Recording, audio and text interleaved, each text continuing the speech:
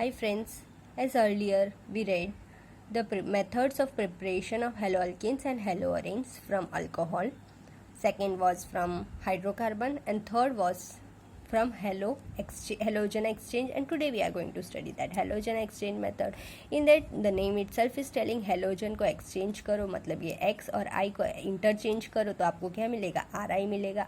Ri है तो उसको ले लो CH3 और Br, जैसे आप लोग ने यहाँ Br लिया हो तो Br आएगा, तो CH3Br AgF के प्रेजेंस में लेना है, क्योंकि आप लोग ने यहाँ पे क्या ले सकते हो, AgF ले सकते हो, Hg2F2 COF2 SbF3 ले सकते हो. जो भी यहाँ पे लिया है उसको आप इंटरचेंज करो, एक्सचेंज करो, तो आपको जो भी दो प्रोडक्ट मिलेगी that is words reaction. It is important.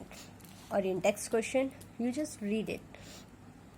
और आज देखेंगे अब next physical properties. Alkyl halide पता है RX होता है, वो कलरलेस होता है, और जो ब्रोमाइड और आयोडाइड होते हैं वो लाइट के प्रेजेंस में आके वो कलर शो करते हैं, और कुछ वॉलेटाइल भी होते हैं, हेलोजेंस एंड स्मेल्स.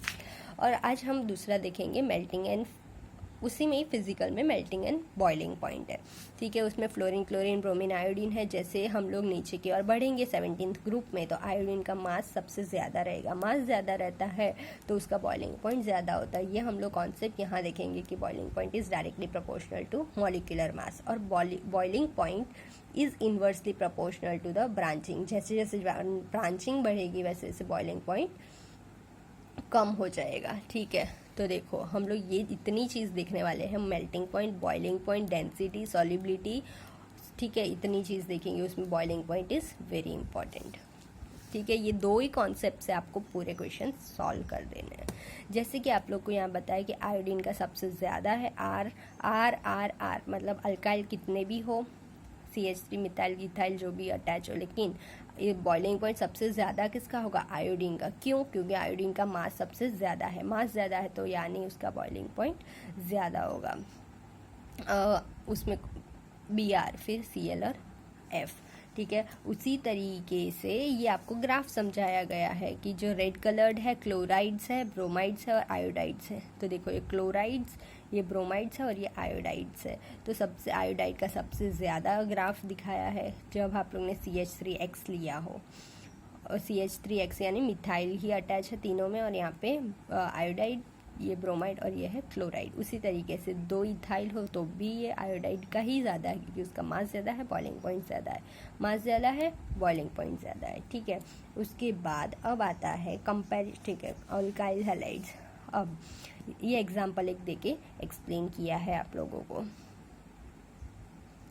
कि यहाँ पे देखो ये 1 2 3 4 5 2 3 4 5 1 2 3 4 5 सारे में क्या है, 5 मेंबर्ड रिंग ही चेन ही कंपाउंड है. उसका मास यानी सबका सेम रहेगा, मॉलिक्यूलर मास सेम है.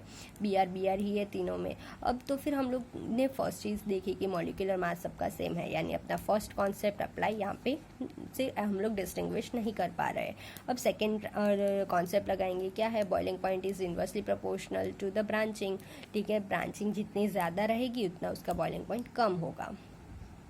तो देखो यहाँ पे कोई ब्रांचिंग नहीं है इसलिए इसका 375 है. इसमें एक ब्रांचिंग यानी 365 उसका बॉइलिंग पॉइंट है, और ये बॉइल 346 है, ब्रांचिंग है. ठीक है, तो अब इसमें देखेंगे कि इसका सबसे ज़्यादा बॉइलिंग पॉइंट है. इसको बॉईल होने में सबसे ज़्यादा टाइम लगेगा क्योंकि इसमें ब्रांचिंग नहीं है. ठीक है, तो ये कॉन्सेप्ट था. अब दूसरा है ये वाला स्ट्रक्चर का. इसमें बॉइलिंग पॉइंट में पास में है, इसमें ज़्यादा कोई फ़र्क नहीं है. यहाँ पे 7 का डिफरेंस है, यहाँ पे 2 का डिफरेंस है. यहाँ पे मोर इम्पॉर्टेंट है मेल्टिंग पॉइंट. मेल्टिंग पॉइंट में क्या हो रहा है कि ये पैरा पोजीशन पे इसका मेल्टिंग पॉइंट सबसे ज़्यादा है 323. Why it is like that, because ये एकदम सिमेट्रिकल स्ट्रक्चर है. देखो, more melting point because more symmetric, ये सिमेट्रिकल स्ट्रक्चर है, that is why it is having more melting point. उसके बाद है डेंसिटी. डेंसिटी में क्या देखना है कि यहाँ पे क्लोरीन, ब्रोमीन और आयोडीन है. जैसे कि हमें पता है कि density is directly proportional to the mass. जितना ज़्यादा मास होगा उसकी उतनी डेंसिटी ज़्यादा होगी. देखो इसमें आयोडीन का मास सबसे ज़्यादा होता है तो उसका मास ज़्यादा यानी डेंसिटी भी ज़्यादा है. इसका मास इससे थोड़ा कम तो इसका इससे थोड़ा कम इससे इसकी डेंसिटी कम है। फिर क्लोरीन का मास सबसे ज़्यादा, ये दोनों से कम, तो इसकी डेंसिटी भी ये दोनों से कम है। फिर उसी तरीके से ये हाइड्रोजन का मास सबसे कम होता है। देखो मतलब यहाँ पे कोई हाइड्रोजन नहीं है तो उसकी डेंसिटी ज़्यादा है। इसमें एक हाइड्रोजन है, इसमें उसकी डेंसिटी इससे कम है, इससे इसकी कम है, क्योंकि जितने ज़्यादा हाइड्रोजन उसकी डेंसिटी कम होती जाएगी।